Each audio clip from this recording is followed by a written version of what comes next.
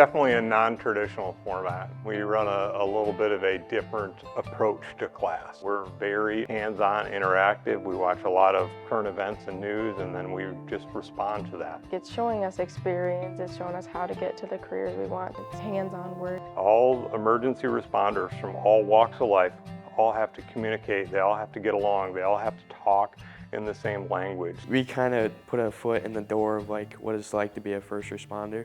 Becoming a first responder has always been one of my interests. Students have absolutely zero experience in what they're doing, but they just jumped into it and embraced it as a first responder. In the classroom, everyone does come together and they work as a team, and it helps you with that too. We've allowed enough flexibility that that individual student can then identify the career path that they have kind of fallen in love with or chosen to go down. They're learning kind of to operate in chaos.